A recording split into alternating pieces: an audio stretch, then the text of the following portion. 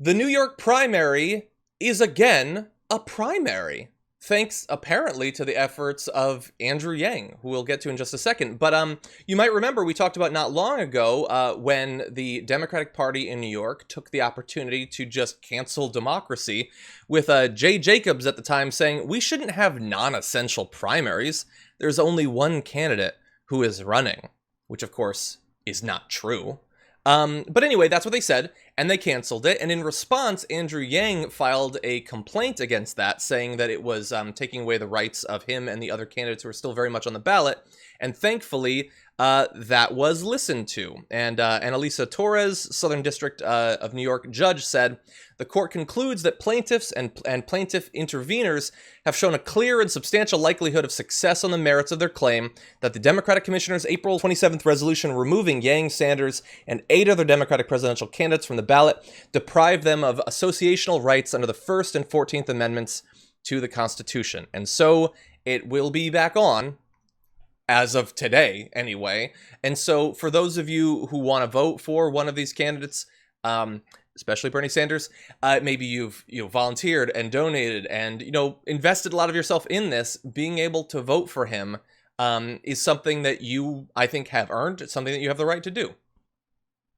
I'm a New Yorker. I was pretty devastated that I wouldn't be able to cast my vote for Bernie Sanders. Now I get to. So thanks to Andrew Yang and the people who fought to ensure that this primary would continue.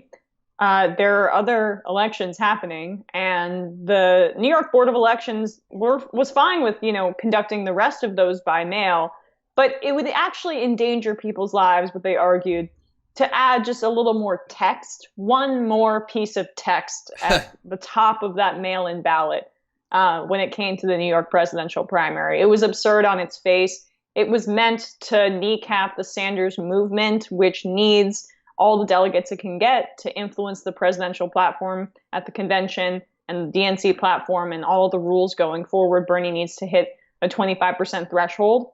And I plan on voting for him to hopefully allow him to do that and just cement and put to paper my belief in his vision, especially when it's up against Joe Biden's non-existent vision.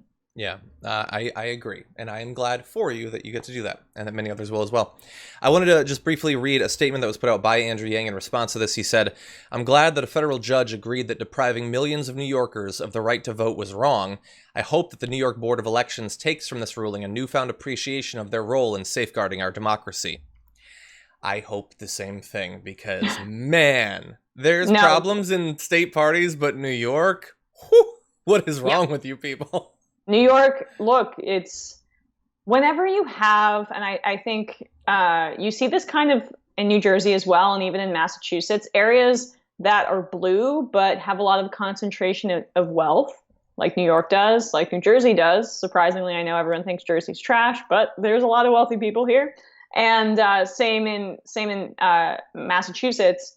The parties there, the Democratic parties, become fairly institutionally corrupt. But I'd agree with you, John. New York, it kind of takes the cake, as we saw throughout, the much publicized primaries when Cynthia Nixon was running against Andrew Cuomo, and then of course all the malfeasance when it came to Alexandria Ocasio-Cortez's insurgent run against Joe Crowley. So those are just some of the examples of New York Democratic Party just being completely corrupt to its bone, and part of it is because of its leader, Andrew Cuomo. Yeah, who people are saying in the chat has already appealed the decision. I hadn't seen that yet when we went live. It sounds like something he would do. But anyway, look, it looks like we're moving in the right direction, I hope, and I would like to see, like, the taking over and reformation of the New York Democratic Party has to happen at some point. I nominate you as tribute. You should run someday, Emma. Get in there. Fix things from the inside. Why don't you run someday? I don't live in New York. And also, well, run in California. Yeah, I used to host the Common Room. They would barbecue me. Do you have any idea? Yeah, I tweet a lot, so no, that's true. That is true.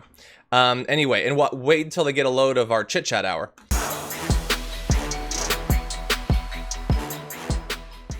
Check out the Damage Report podcast each day, wherever you get your podcasts, whether Pocket Casts or Stitcher or iTunes. You can join me as I give you the news and stories you want, with a range of co-hosts and interview guests jumping in on the fun each day. Again, that's the Damage Report, wherever you get your podcasts. And if you get them at iTunes, don't forget to rate and review. Sometimes I'll read them live on the show.